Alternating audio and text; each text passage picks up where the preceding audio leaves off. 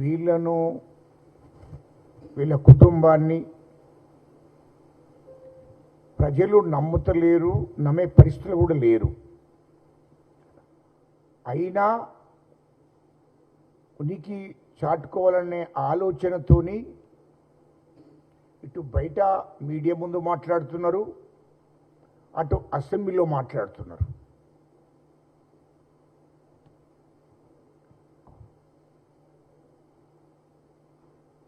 కానీ తెలంగాణ ప్రజలు ఎవరు కూడా వీళ్ళని నమ్మే పరిస్థితిలో లేరు.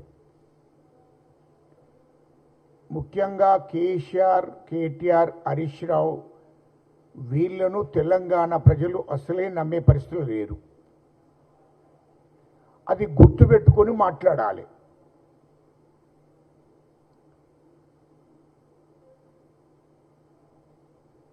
కేటీఆర్ మాట్లాడేది ఎవరో శాస్త్రం చెప్పినట్ట, సంసారి సందులం అంటే ఎవరో రచ్చకెక్కిండ్రట. మొత్తము రాష్ట్రాన్ని దివాలా తీపించిందే కేసీఆర్, కేటీఆర్, హరీష్ రావు. ఇలా తెలంగాణ రాష్ట్రం వచ్చినప్పుడు, తెలంగాణ రాష్ట్రం ఏర్పడ్డ రోజున మిగులు బడ్జెట్తో ఉన్నది మన రాష్ట్రం. అటువంటిది 8 లక్షల కోట్ల అప్పు చేసిండ్రు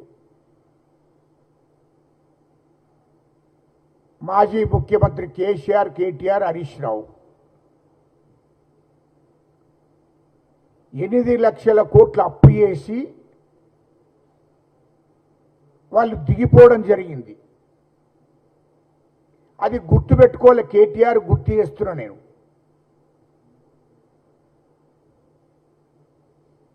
ఇష్టం వచ్చినట్టు ప్రాజెక్టులు కట్టే ముందు కూడా ఇంజనీర్లు చెప్పేది వినకుండా, చీఫ్ ఇంజనీర్ చెప్పేది వినకుండా, నీటి పారుదలకు సంబంధించినటువంటి అధికారులు చెప్పింది వినకుండా, కేంద్ర జలవనరుల శాఖ అధికారులు చెప్పేది కూడా వినకుండా ఇష్టం వచ్చినట్టు ప్రాజెక్టు, వాళ్ళ ఇష్టం వచ్చిన రీతిలో ప్రాజెక్టు కట్టడం జరిగింది. ఆ ప్రాజెక్టులు అనేది ప్రజల కోసము, రైతుల కోసం కట్టింది కాదు. వాళ్ళు దాంట్లో 1000 కోట్లు సంపాదించుకోవడం కోసమే ఎక్కువ దృష్టి పెట్టి అవిటి కట్టడం జరిగింది. ఇలా కాళేశ్వరం ప్రాజెక్టు కట్టిన దాంట్లో 1,50,000 కోట్లలో 1,00,000 కోట్లు మింగారు కేసీఆర్, కేటీఆర్, హరీష్ రావు. ఇది వాస్తవం. మల్లన్న సాగర్లో అందులో రైతులది నిరుపేద భూములన్నీ గుంజుకొని అక్కడ రూపాయి ఉంటే చారణ కట్టించారు. మరి ఇట్లాంటి చేసుకుంటూ అక్కడ కూడా మల్లన్న సాగర్లో అక్కడ కూడా 1000 కోట్లు మింగారు. ఇదంతా కేసీఆర్, కేటీఆర్, హరీష్ రావు వాళ్ళు చేసినటువంటి దుర్మార్గ పనులు. ఏది కూడా కమిషన్ లేకుండా, ఏది కూడా దోపిడీ లేకుండా ఈ తెలంగాణ రాష్ట్రంలో మీరేమన్నా కట్టారా? కలెక్టరేట్లు కట్టారు,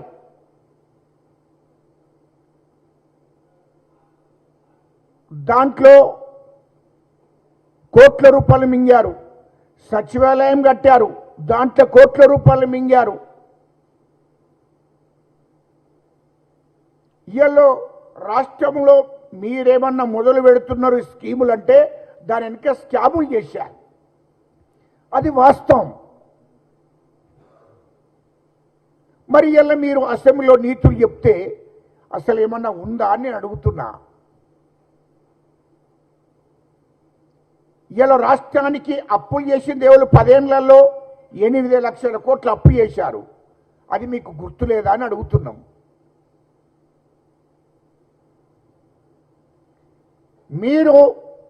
మీరెన్నో మొత్తం స్కీములన్నీ అమలు చేసినట్టు ఇవాళ అసెంబ్లీలో మాట్లాడుతున్నారు.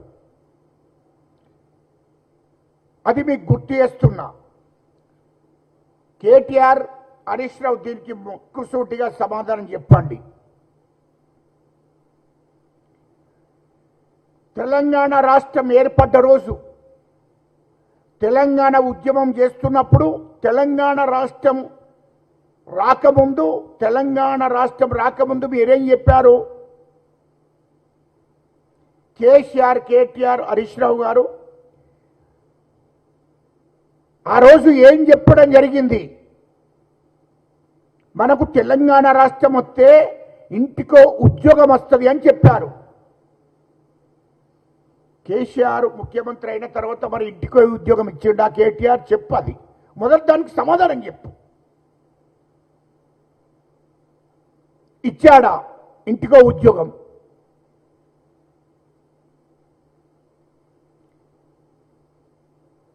కేజీ నుంచి వెళ్ళి పీజీ దాకా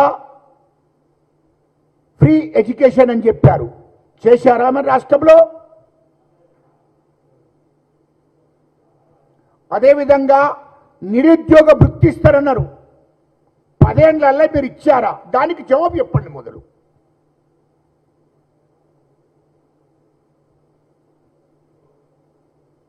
అదేవిధంగా 10 ఏళ్లలో రేషన్ కార్డులు ఇచ్చారా మీరు? మరి ఇవ్వలేదే. ఎందుకు ఇవ్వలేదో అది చెప్పండి. 10 ఏళ్లలో నిరుపేద ప్రజలకు, మధ్యతరగతి వాళ్లకు సన్న బియ్యం ఇచ్చారా మీరు? మరి ఇవ్వలేదు కదా. ఇది ప్రజలను మోసం చేసినట్టే కదా మీరు. అదేవిధంగా రైతు రుణమాఫీ అన్నారు. 10 ఏళ్లలో రైతు రుణమాఫీ మీరు చేశారా? దానికి జవాబు చెప్పు. రుణమాఫీ చేయలేదు మీరు.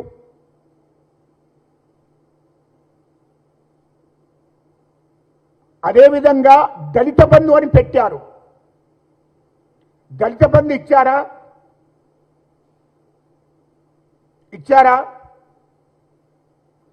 హుజరాబాదు ఉప ఎన్నికల కోసం పెట్టారు దళిత బంధు.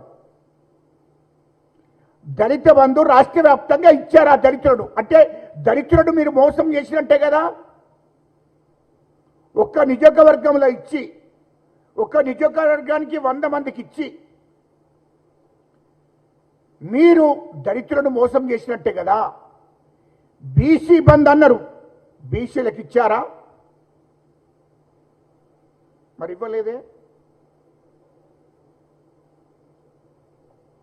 దళిత కుటుంబాలకు, నిరుపేద కుటుంబాలకు కుటుంబానికి 3 ఎకరాల భూమి ఇస్తారన్నారు. ఇచ్చారా? ఇవ్వలేదే.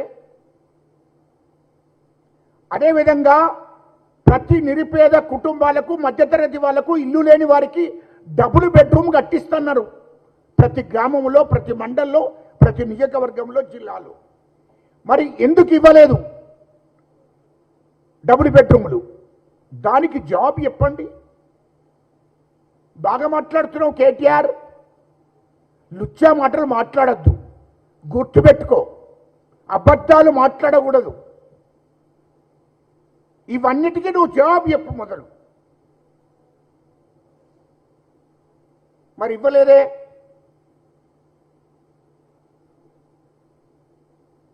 మీ కేసీఆర్ తెలంగాణ రాకముందే దళితుడిని ముఖ్యమంత్రి చేస్తారన్నాడు.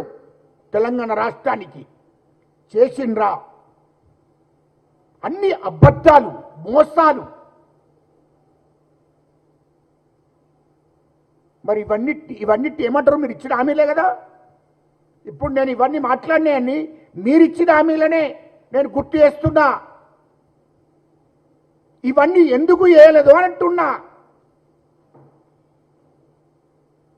అది పోను. తెలంగాణ ఉద్యమం చేసినటువంటి ఉద్యమకారులతోని ఎన్నడన్నా మీరు సమావేశమయ్యారా? తెలంగాణ కోసం ప్రాణత్యాగం చేసినటువంటి కుటుంబాలను ఆదుకున్నారా మీరు? 1200 మంది బిడ్డలు తెలంగాణ రాష్ట్రం కోసం చనిపోతే వాళ్ళ కుటుంబాలను ఎన్నడన్నా పరామర్శించి వాళ్ళను ఆదుకున్నారా? వాళ్ళకు ఆర్థిక సహకారం చేసిండ్రా? అది చెప్పండి.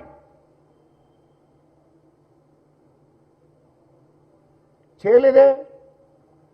1200 మంది ఆత్మ బలిదానాలు చేసుకుంటే 1200 మంది చనిపోతే ఈ తెలంగాణ రాష్ట్రం ఏర్పడ్డది.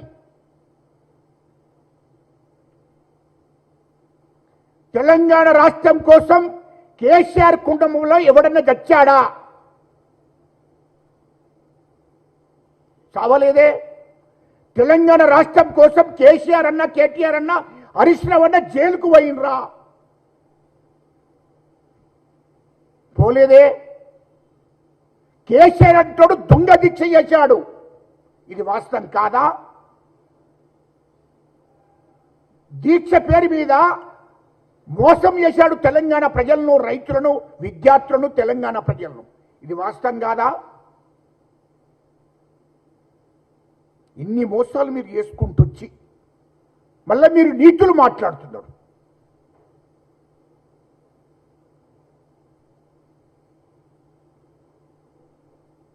అదేవిధంగా రైతులకు మద్దతు ధర ఇస్తారని చెప్పారు. 10 ఏళ్లల్లా రైతులు పండించిన పంటకు మద్దతు ధర ఇచ్చారా?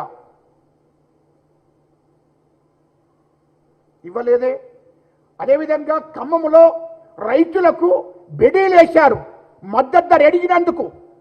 మిర్చికి, పత్తికి మద్దతు ధర అడిగినందుకు ఖమ్మంలో చేతులకు బెడీలేసి రైతుల మీద కేసులు పెట్టారు, జైలుకు పంపించారు. ఇది వాస్తవం కాదా? మీరా అయ్యల్లో మాట్లాడితే? అదేవిధంగా రైతులు ఆత్మహత్యలు చేసుకుంటే ఎన్నడన్నా వాళ్ళ గురించి మీరు ఆలోచన చేశారా?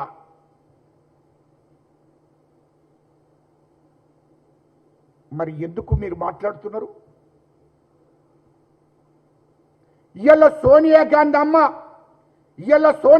అమ్మ ఆనాడు 2014లో తెలంగాణ రాష్ట్రం ఇవ్వకపోతే కేసీఆర్ ఈ రాష్ట్రానికి ముఖ్యమంత్రి అయ్యేటోడేనా? హరీష్ రావు మంత్రి అయ్యేటోడా? కేటీఆర్ మంత్రి అయ్యేటోడా అని అడుగుతున్నా. ఇలా మా కాంగ్రెస్ ప్రభుత్వాన్ని మాట్లాడే అధికారము, హక్కు మీకు ఎక్కడిది అని అంటున్నా. అరే లుచ్చానా కొడుకులారా, మా సోనియా గాంధమ్మ తెలంగాణ రాష్ట్రం ఇవ్వడం మూలంగానే కేసీఆర్ ముఖ్యమంత్రి అయ్యిండు, నువ్వు మంత్రి అయినవు. కేటీఆర్ తమసలు చేయకు. ఇలా మా కాంగ్రెస్ ప్రభుత్వాన్ని, కాంగ్రెస్ విమర్శించే స్థాయి మీకు ఎక్కడిది అని అంటున్నా. మాట్లాడకూడదు. మీరు చేసిన మోసాలు 1 కాదు 2 కాదు. మీరు ప్రజలకు ఇచ్చిన హామీలను అన్నింటినీ మేము నెరవేర్చడం, మీ కాంగ్రెస్ ప్రభుత్వం నెరవేర్చలేదు అని మాట్లాడే హక్కు నీకు ఎక్కడిది అంటున్నా. తెలంగాణ రాష్ట్రం తెచ్చింది తెలంగాణ ప్రజలు తెచ్చుకున్నారు. తెలంగాణలో ఉన్నటువంటి ఎస్సీలు, ఎస్టీలు, బీసీలు, రెడ్లు ఆత్మహత్యలు చేసుకుంటే తెలంగాణ రాష్ట్రం వచ్చింది. తెలంగాణ రాష్ట్రం కోసం మేమంతా కష్టపడితే తెలంగాణ రాష్ట్రం వచ్చింది. ఇచ్చింది సోనియా గాంధీ అమ్మ. ఎవడరా తెచ్చింది? కేటీఆర్, కేసీఆర్. ఎవడరా మీరు తెచ్చిండ్రా తెలంగాణ? తెలంగాణ గురించి మాట్లాడే అర్హత మీకు లేదు. ఎన్నడన్నా అరే అమరవీరుల స్తూపం కాడికి పోయి నివాళులు అర్పించారు. 10 ఏళ్లలో ఎన్నడన్నా అమరవీరుల స్తూపం కాడికి వేయినరా కేటీఆర్? ఎంత ఉద్యమకాలను అవమానపరిచారు. తెలంగాణ ఉద్యమకాలను, తెలంగాణ ప్రజలను అవమానపరిచారు 10 ఏళ్లలో. ఎన్నడన్నా అమరవీరుల స్తూపం కాడికి 10 ఏళ్లలో ఎన్నడన్నా పోయావా? మొన్న పోయిండు. నాకు సిగ్గనిపించింది. ఒరే లుచ్చనా కొడుకులారా, మీరెన్నడన్నా 10 ఏళ్లలో కేసీఆర్, కేటీఆర్, హరీష్ రావు మీరు అధికారంలో ఉన్నప్పుడు ఎన్నడన్నా అమరవీరుల స్తూపం కాడికి మీరు పోయారా? ఎప్పుడు పోలేదే. మాట్లాడకూడదు.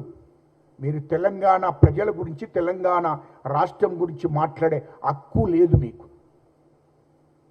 ఎందుకంటే తెలంగాణ ప్రజల మీద 10 ఏళ్లలో మీరు అధికారంలో ఉన్నప్పుడు కేసీఆర్ ముఖ్యమంత్రిగా, నువ్వు మంత్రిగా, మీ బావ మంత్రిగా ఉన్నప్పుడు, టీఆర్ఎస్ అధికారంలో ఉన్నప్పుడు 10 ఏళ్లలో తెలంగాణ ప్రజల మీద ఉక్కుపాదం మోపిండ్రు. తెలంగాణ రాష్ట్ర ప్రజలు కనీసం రైతులు మద్దతు ధర ఇస్తలేదని రోడ్డు మీదకి వచ్చి ధర్నా చేసే పరిస్థితి లేకుండా చేశారు. ఒకవేళ రైతులు ధర్నా చేస్తే జైలుకు పంపించారు. తెలంగాణ ఉద్యమకారులు మాకు ఎందుకు ఉద్యోగాలు వస్తలేవు, ఇంటిగా ఉద్యోగం ఇస్తున్నావు కదా అని చెప్పి రోడ్డు మీదకి వస్తే వాళ్ళ మీద ఉక్కుపాదం మోపి వాళ్ళందరిని అరెస్ట్ చేసి జైలుకు పంపించారు. ఇవన్నీ మర్చిపోయి మాట్లాడుతున్నారా? 10 ఏళ్ల కాలంలో ఎస్టీలను అదేవిధంగా మీ పార్టీకి, మీ టీఆర్ఎస్ పార్టీకి, మీ అధికార పార్టీకి వ్యతిరేకంగా మాట్లాడినటువంటి వాళ్ళను 100ల మందిని చంపించారు. మర్చిపోయారా? ఇది గుర్తు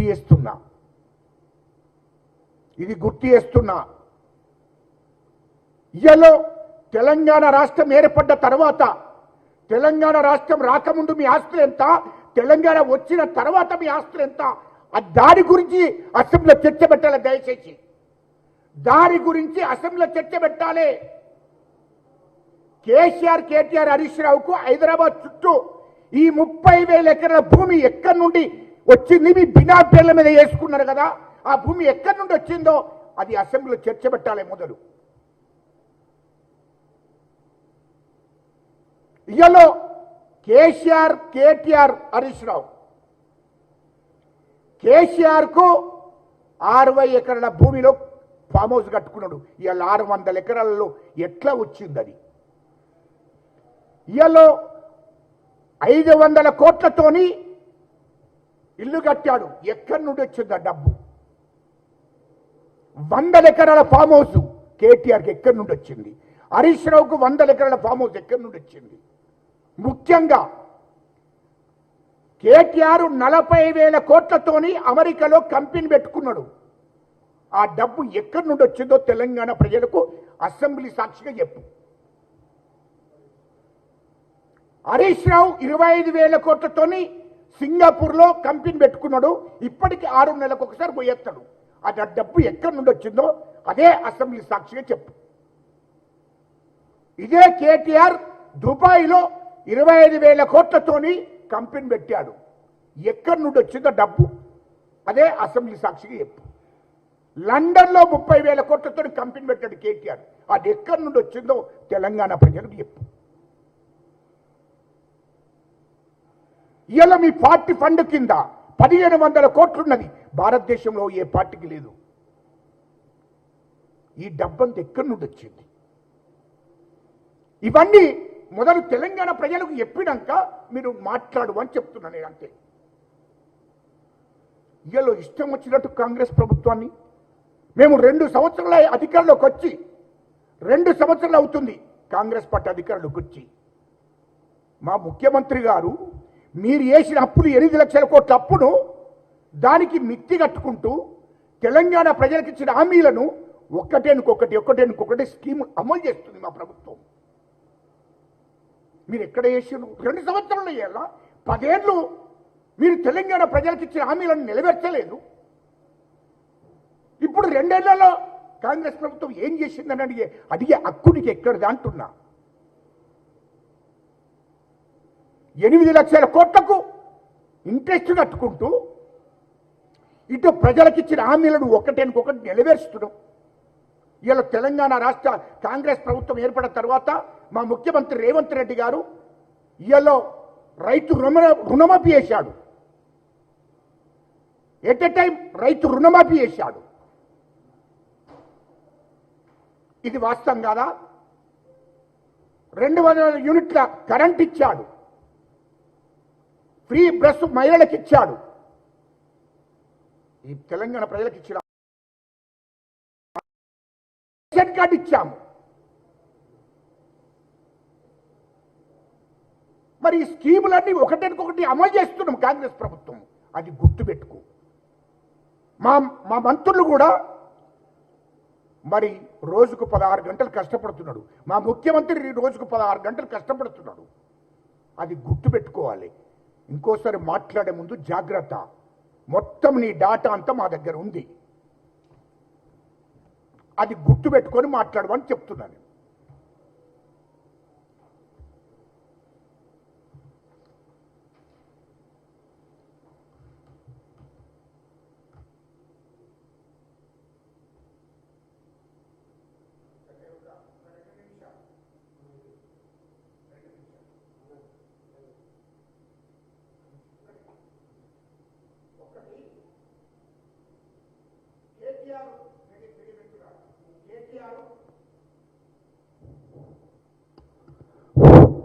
కేటీఆర్ గారు బాగా మాట్లాడుతున్నారు. డ్రగ్స్కు నాయకుడు కేటీఆర్. ఇయల్లో తెలంగాణ రాష్ట్ర వ్యాప్తంగా విద్యార్థులకు, యువతకు, సినిమా ఇండస్ట్రీకి, ఇక్కడ ఉన్నటువంటి బడాబాబులకు మొత్తం 10 ఏళ్ళు విచ్చలవిడిగా డ్రగ్స్ను ఇక్కడికి తీసుకొచ్చిందే కేటీఆర్. 10,000 కోట్ల డ్రగ్స్ను తీసుకొచ్చి హైదరాబాద్ రాష్ట్రము, తెలంగాణ రాష్ట్రంలో మొత్తం యువతకు అలవాటు చేసి విద్యార్థులకు, సినిమా ఇండస్ట్రీ వాళ్ళకు, బిజినెస్ వాళ్ళకు, వ్యాపారులకు అలవాటు చేసిందే కేటీఆర్. కేటీఆర్కున్న అలవాటు, ఆయన పేరు ఏదైనా మొన్న దొరికిన మోహనభద్ర పైలట్ రోహిత్ రెడ్డి. పైలట్ రోహిత్ రెడ్డి కేటీఆర్కు సన్నిహితుడు. టిఆర్ఎస్ మాజీ ఎమ్మెల్యే. వాడు ఆరుమూరు జీవన్ రెడ్డి ఒక బ్రోకర్. ఈయనేమో డ్రగ్స్ తీసుకొస్తే వాడేమో ఇంకో బ్రోకరు. ఎవడో జీవన్ రెడ్డి, ఆరుమూరు జీవన్ రెడ్డి, వాడు సినిమా ఇండస్ట్రీలో ఉన్నటువంటి సినిమా హీరోయిన్ పాపం వాళ్ళు కొత్తగా వచ్చిన వాళ్లకు బెదిరించి అదిరించి కేటీఆర్కు అడ్జస్టోడు. ఆడో బ్రోకరు. ఈ రోహిత్ రెడ్డి అన్నట్టు ఈ యొక్క డ్రగ్స్కు వీడొక బ్రోకరు. వీళ్ళిద్దరుకి యజమాని ఎవరంటే కేటీఆర్. ఈ డ్రగ్స్ 15 నెలల్లో ఎంత విచ్చలవిడిగా జరిగింది టీఆర్ఎస్ గవర్నమెంట్ ఉన్నప్పుడు. మా ముఖ్యమంత్రి గారు వచ్చినాక దాని మీద నిషేధం పెట్టి డ్రగ్స్ మీద, గంజాయి మీద ఉక్కుపాదం మోపితే అయినా కూడా దొంగతనంగా పైలట్ రోహిత్ రెడ్డి తీసుకొచ్చి మరి ఇక్కడ సప్లై చేస్తూ ఇంకా వాళ్ళకు తాక్కుంటూ అక్కడ దొరికిపోయారు. దీని మీద చర్చ పెట్టాలి కదా అసెంబ్లీలో. టిఆర్ఎస్ ఎమ్మెల్యే, మాజీ ఎమ్మెల్యే డ్రగ్స్ను సప్లై చేసుకుంటూ, డ్రగ్స్ మళ్ళీ తాక్కుంటూ ఇక్కడ దొంగతనంగా అమ్మే ప్రయత్నం చేస్తున్నాడు. దాని మీద అసెంబ్లీలో చర్చ పెట్టాలి కదా కేటీఆర్. మరి